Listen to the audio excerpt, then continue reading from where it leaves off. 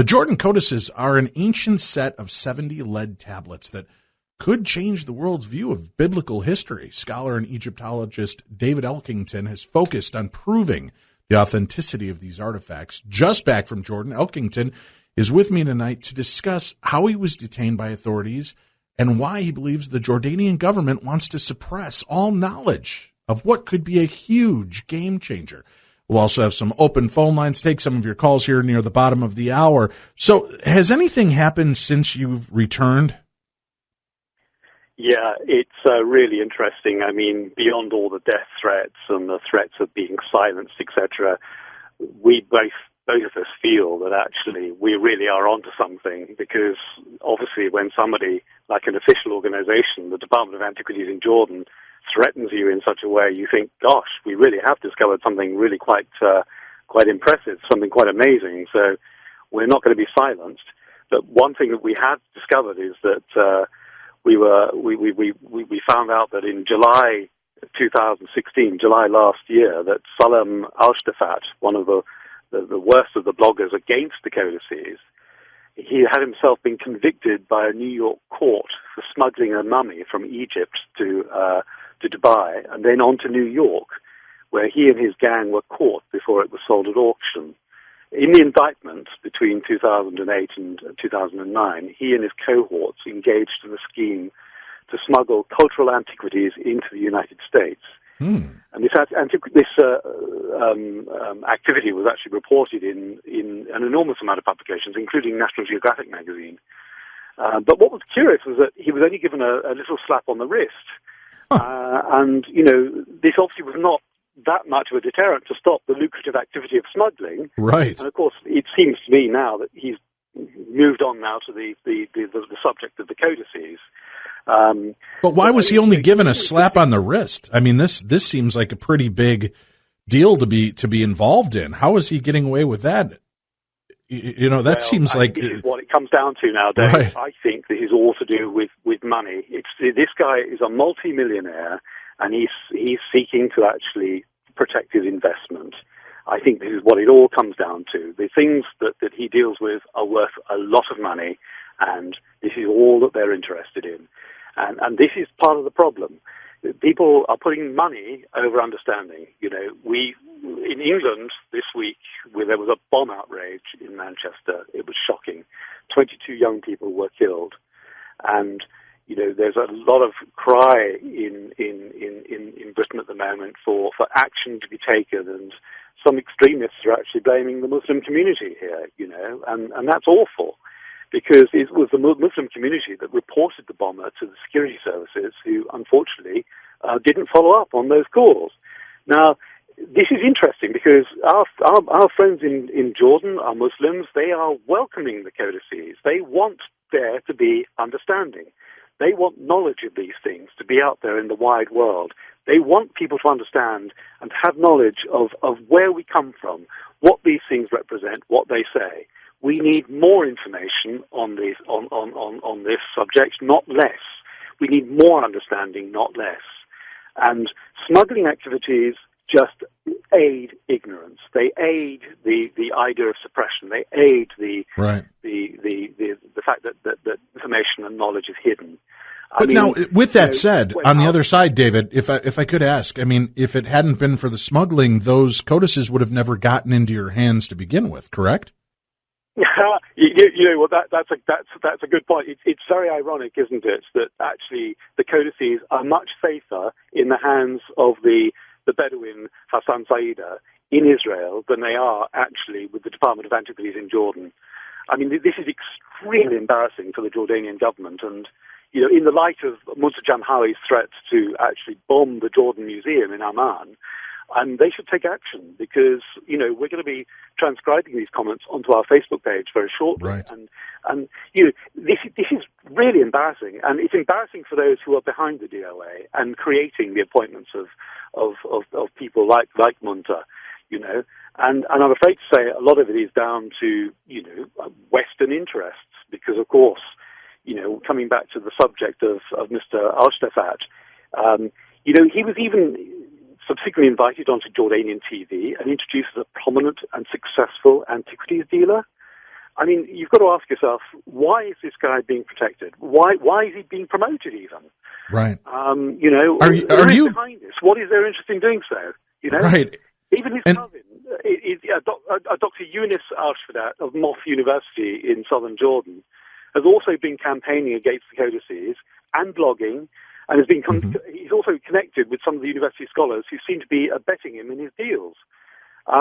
We had the same thing in Israel with Oded Galan and James Ossuary, and the fact that he was supported by certain scholars from Western Europe who were actually paid, you know, for their involvement, which is again, you know, a very corrupt practice. This goes very, very deep indeed, and it's basically to do with money and profit. Money over understanding and knowledge. Are you then suggesting that ACOR and the Department of Antiquities are working in tandem with these smugglers? You might think that, but I couldn't possibly say. But from the evidence we've seen, Al-Shadat is definitely the ringleader behind the whole campaign of suppression. But who it is who is colluding with him and supporting of him is all the more shocking. So where have the codices gone now? Now, that's a question that should be put to Dr. Barbara Porter, the director of ACOR, because obviously it is a story about big business and big money. And Al-Shadat, you know, a millionaire looking to maximize his fortune at the expense of Jordan's history. And, you know, we've seen with our own eyes examples of Jordan's heritage being ransacked. We've had reports from people in villages all over Jordan where things are discovered. Lorries turn up, people in the night, they dig these things out, statues and other antiquities, etc. They're loaded onto the lorries, and then, of course, they disappear into the night. You know, Jordan is a phenomenally wealthy place in terms of antiquities. It is just extraordinary how much there is there. But the sheer volume of traffic that is going across the border for others to make profit from is simply staggering. And here is another shocking statistic, something which your viewers should know. Fundamentalist Christians are directly and indirectly funding ISIL, the terrorist organization responsible for so many atrocities in Europe and, of course, you know, with their connections to Al-Qaeda, because fundamentally what is happening is those antiquities are going through the London auction markets where they are being purchased by fundamentalists and others, and that money given for those antiquities is going all the way back into the pockets of those who dug them up in areas such as Palmyra, Syria, Iraq, and some to a large degree in Jordan. And the money involved is staggering. I believe that about 3 years ago, it was approximately £80 million. That's probably about $110 million actually went into the hands of the terrorists simply through the sale of antiquities in London markets. And, of course, the attempt to sell them through New York markets into the bargain. This is really quite staggering. Do you have any idea where the codices at the Department of Antiquities might have gone? Well, in 2015, there was a break-in in one of their storage units. Windows that were forced open, and yet the break-in was never reported. The Department of Antiquities insisted that nothing was stolen, yet they're now claiming that they have no codices. They don't have any at all. Yet, when we were there to brief the director, Ziad Al-Saad, in May 2011, he asked us to choose a codex, a temporary loan, to bring back to the UK to have tested and analysed, which we did. But in return, we gave them a couple of lead tablets that we felt it was our duty to return to Jordan because it's Jordanian property. Right. And we actually raised this issue with the Department of Antiquities on this last visit, and they denied that we'd ever done such a thing.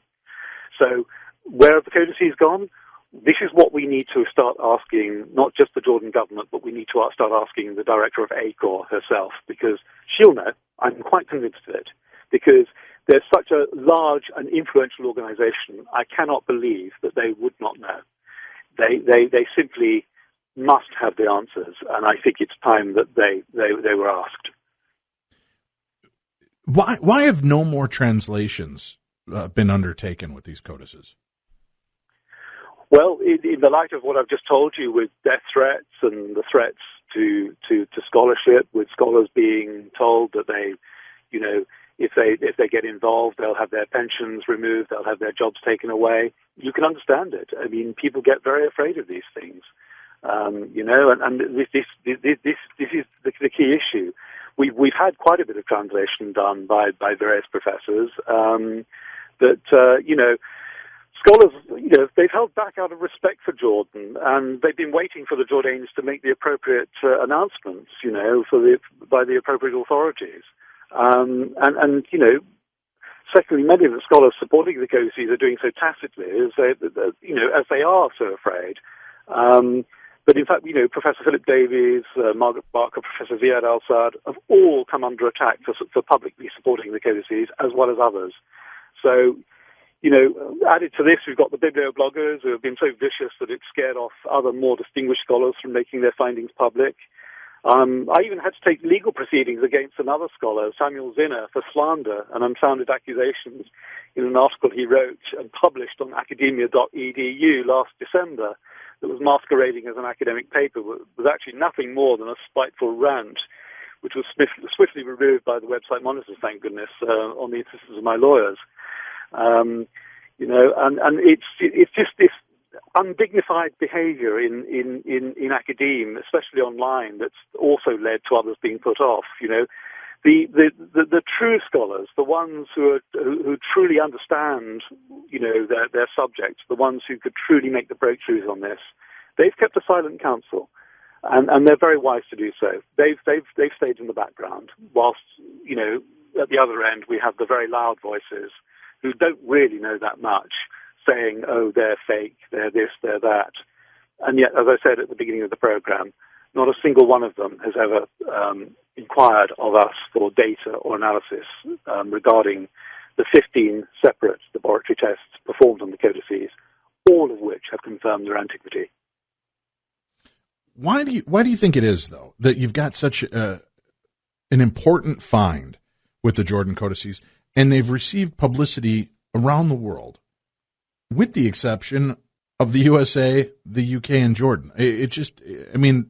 You would think, there are enough interested parties that it should break somewhere besides Coast to Coast AM in American media.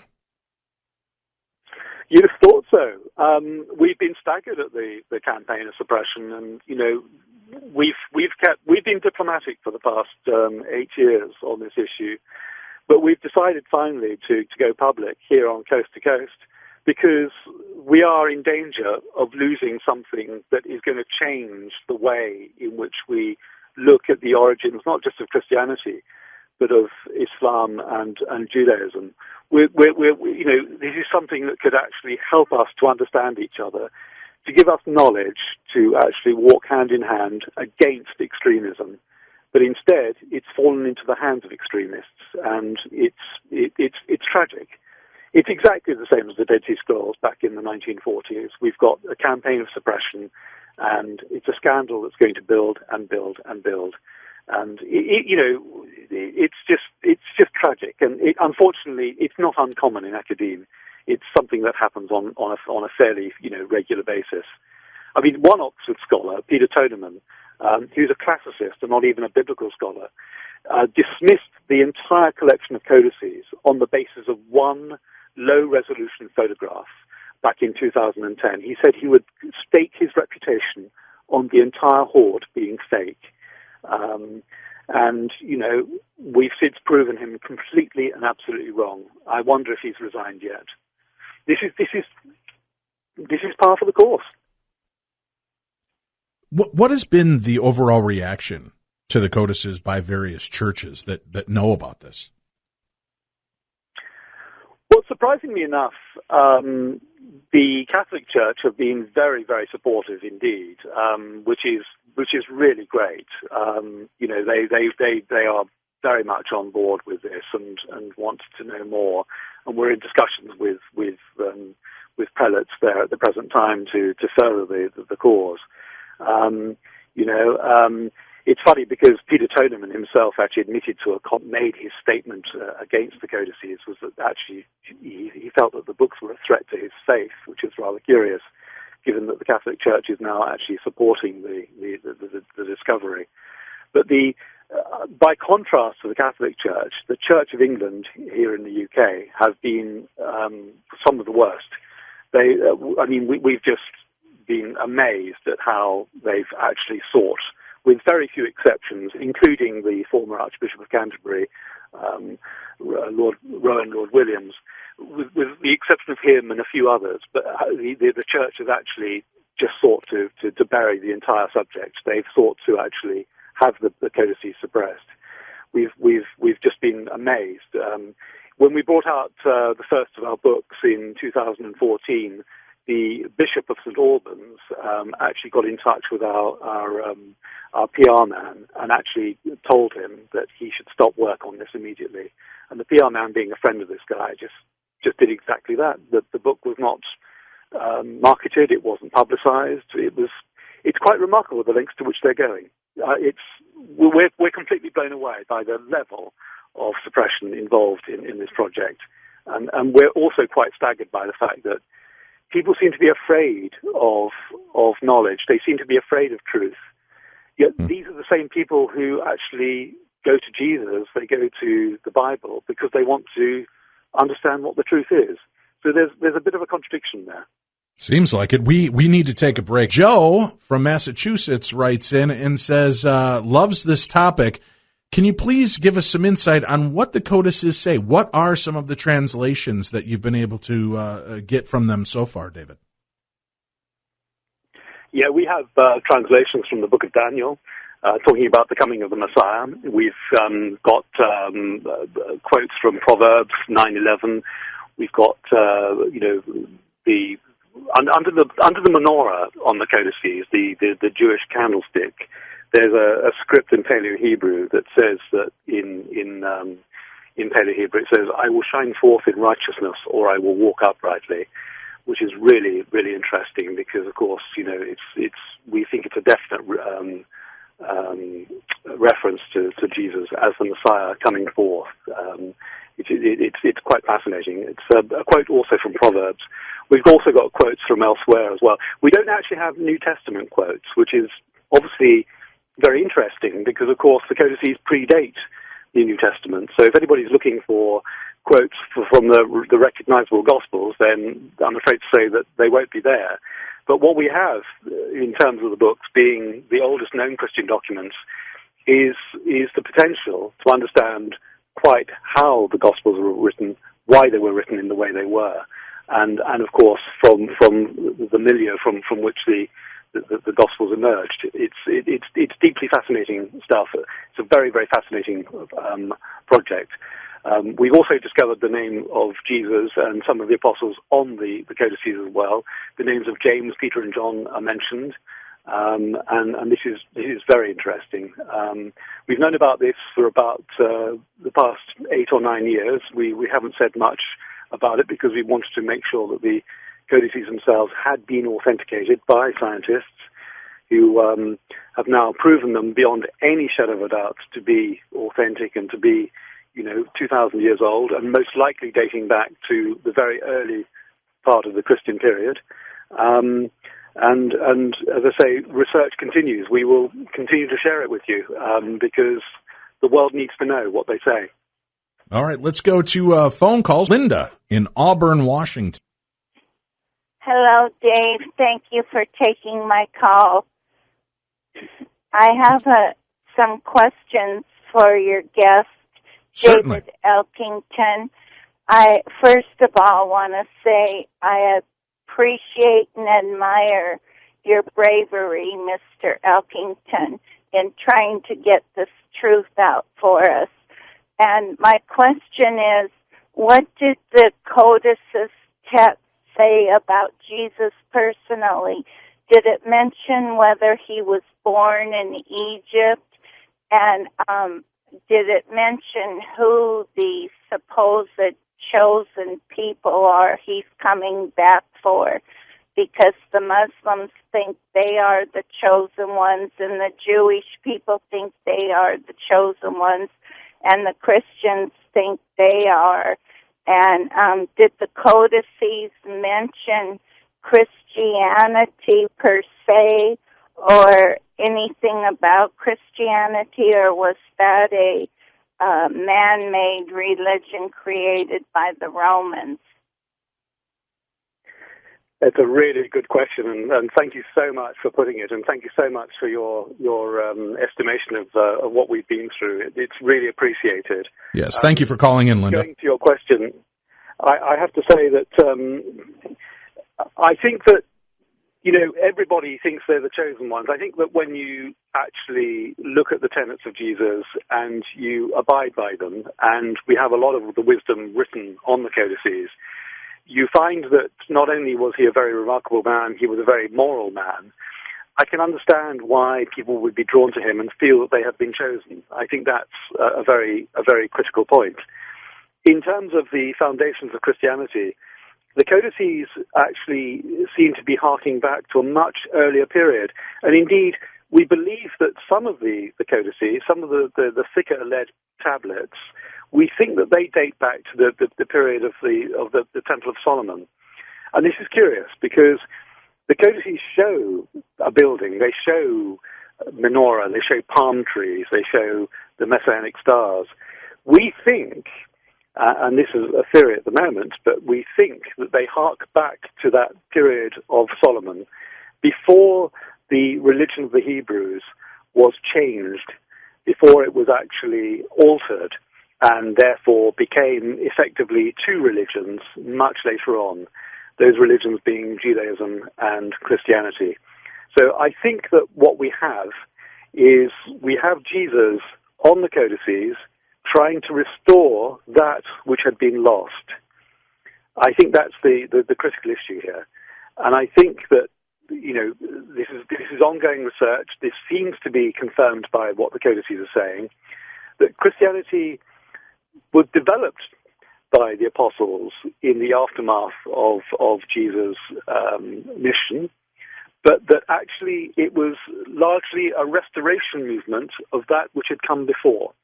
So in other words, Christianity is a lot older than the first century period. And I think that a lot more is going to come out of this, and it's going to be quite dynamic. And I think that for Christians, this is something that should be celebrated. I think this is something that should be looked at with joy. And I think it's also good for the other two religions too, for Islam and for Judaism, because it takes us back to a point at which the three great religions hadn't yet divided, they hadn't separated. So what we've got here is something that could unify, and I think personally, I think that's a really, really great thing. Joe in Long Island. Yeah, hi, David. My question would be, what could we learn more from all this potentially about the book of Revelation, particularly the earlier section where it references the messages to 7 churches, such as Philadelphia? What have you learned about that could shed light, and what could we potentially learn about the book of Revelation that's still a mystery to unlock for many people? Hi, Joe. It's great to speak with you. Revelation's a really interesting book. It's the last book of the Bible. It's the one that famously mentions a little book carried by Jesus that has 7 seals. And, of course, as he opens the seals, terrible things happen until the very end, of course, when the last seal is opened, and suddenly we have a vision of peace and of the New Jerusalem. I think that what we can learn about Revelation is that it's less a vision and more a historical document. It's a document that documents the survival of a much older theology than Christianity, but that which became Christianity. And I think that in those terms, we've got something here which is very potent and very powerful. I think it's going to give us a huge insight into the development of the Christian religion in the aftermath of Jesus and the apostles. And I believe fundamentally that it will take away some of the more superstitious aspects of Revelation and offer us a much more logical path to an understanding of what happened in the first century. James in Florida. Hi, sir. Yeah, this could be something really, really huge. I mean, could be onto something. I mean, bigger than disclosure. As you know, we're in the end times now, and it says that in the Bible that in the end times, the mystery of the world, mystery of life, mystery of the world will be revealed. And it's this is how it might happen, and because he's getting so much flack, it has to be that it's the spiritual underworld that is attacked and it doesn't want this to come out. And it's like another book, Fallen Saints, The Mystery of the World Solved. That's another book that's under attack like this one. And you may be onto something really, really big. And this author this finder, this researcher may actually be prophesied in the Bible. It's weird. I mean, we're in those times, you know. I'm just curious, James. Why do you say that these are the end times? You say it with such conviction. I'm a screenwriter. And I studied the Book of Revelations under a private tutor for 7 years. Okay. And I worked on a script, and the only reason I didn't do the script is because I feel that I was shown that it's not a pre-tribulation rapture. After I was almost done with the script, after all this study and everything. But I can tell you that the clock, what time it is, it's 5 till 12, sir. It's 5 till midnight every way. In fact, the prophet John was shown a cluster of stars, and probably a lot of listeners know about this. The cluster of stars he was shown can only be seen by us here this September 23rd, 2017. And that's the same time that the 70 years of Israel become a nation comes to an end. And there's a lot of other things, too much for me to go into here just as one caller, but we are at the very, very end. I mean, trust me, just after years of studying this. And I'm just saying that this gentleman could be he could be huge. All right. This book's it's just interesting, you know. Thank you, James. Did you have any comments on that, David?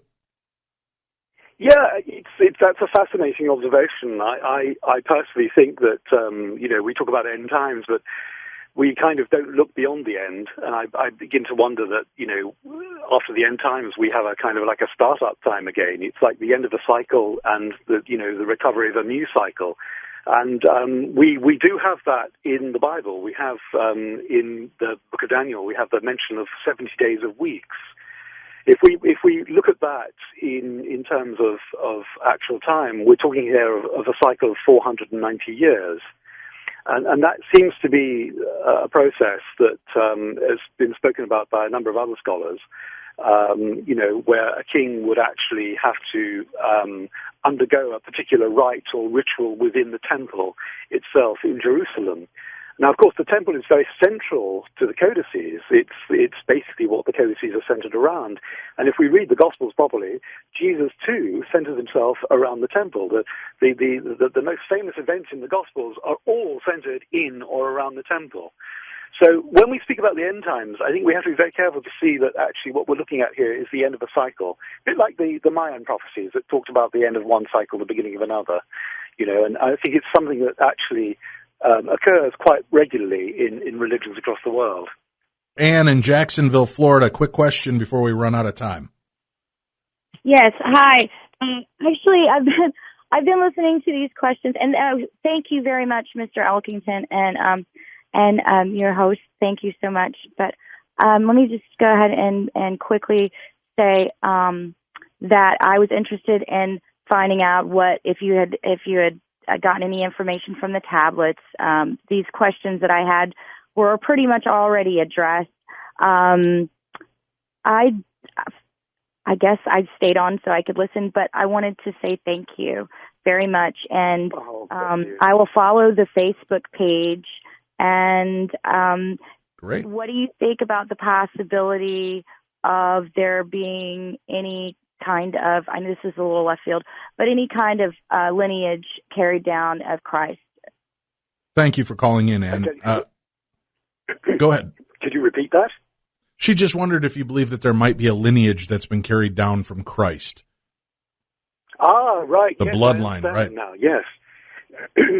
Well, I mean, that's a possibility. We'd have to look into the codices and see, what they say. I can neither confirm nor deny that because simply we haven't looked at that side of it yet. But obviously, if we do come up with something that suggests that, then of course we will actually announce it. But it's an interesting question because there's been a lot of debate over that recently. Whether Jesus was married and whether he had children, etc. Personally speaking, my own view of it was that Jesus was a Nazarene, and Nazarenes were actually sworn to celibacy. And I think, therefore, that it's unlikely that he was married, although I'm not dismissing the possibility. There is a female aspect of the divine mentioned on the codices, the figure of wisdom, who was also known as the Lost Lady in Jerusalem. And Jesus on the Central Codex is mentioned in terms of the way he is mentioned in the New Testament as a bridegroom. So